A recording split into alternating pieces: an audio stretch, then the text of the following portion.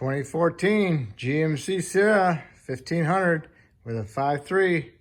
Gonna change spark plugs. This has got like 100,000 miles on it. I'll show you one of them right now anyway. I don't know if this is original or not because there's, I don't know. Hard to tell, but they're not, the boots didn't come off very easy. But what you need to do is you twist this end off first, off the coil, and then you can twist this end off the spark plug. You can try it just twisting this end, but it just doesn't work as good with this end connected to the coil. With this disconnected from the coil, it allows you to twist it more easier. And it just sticks up in there just a little bit.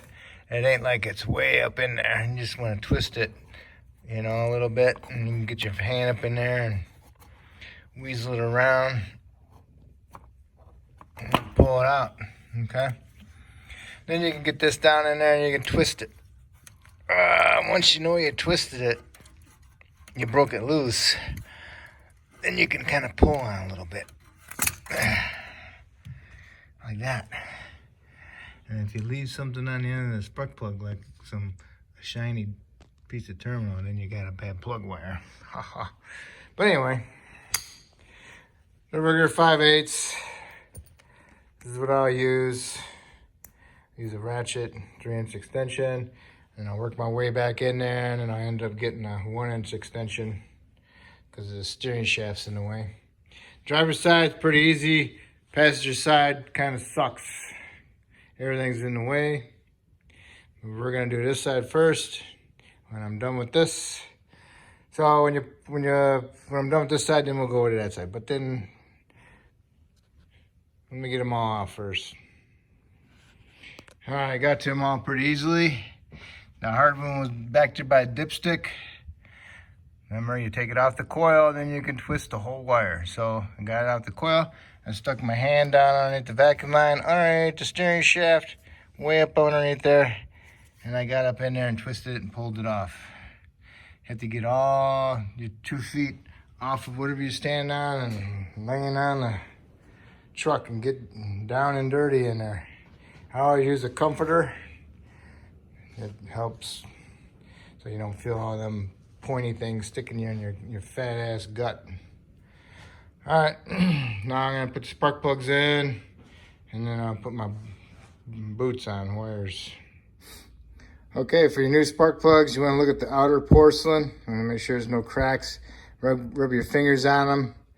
Fingers got a lot of dirt in them. If there's any cracks, you're getting those cracks, and it'll show it from your dirt. And then you wanna look inside your electrode to make sure that the terminals aren't bent or anything like that.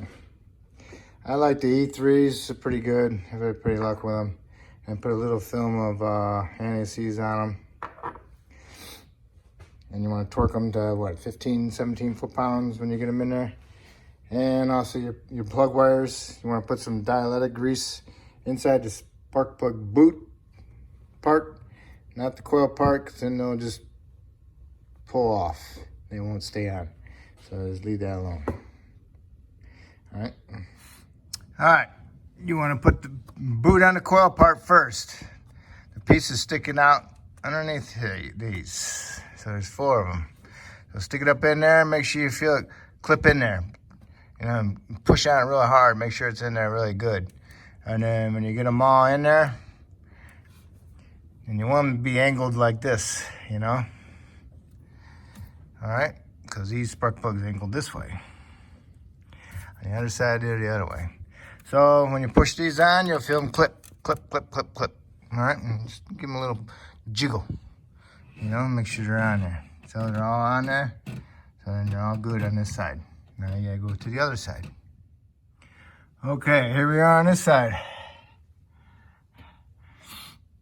I really would like to have that coolant hose out of my way. It's a 10mm bracket.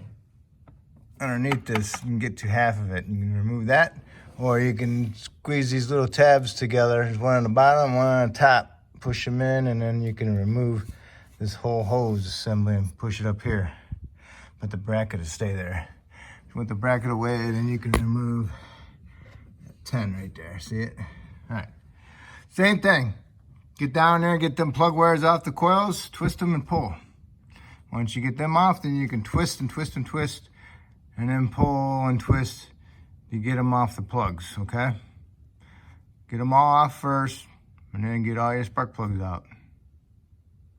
On that back one back there, number 8, eat the booger, okay? Probably just a socket and a 1-inch extension on it will work. Or if you got the swivel socket, you can just use that, and possibly with the 1-inch. I got the first 3 out easily, but I couldn't get my hand back there on that last one, number 8. So I got my long needle nose, and I got on it, turned it, regripped it, turned it, kept regripping and turning it, and then I pried it against the exhaust, and it popped off. Hopefully I didn't damage it, and the terminal's still in there, so hopefully I'm good. Find out as soon as I start it up and take it for a little ride and put a little load on it, and then you'll feel it if it's misfiring. But hopefully it's good. But if you're putting new plugs on it, wires, who cares, right?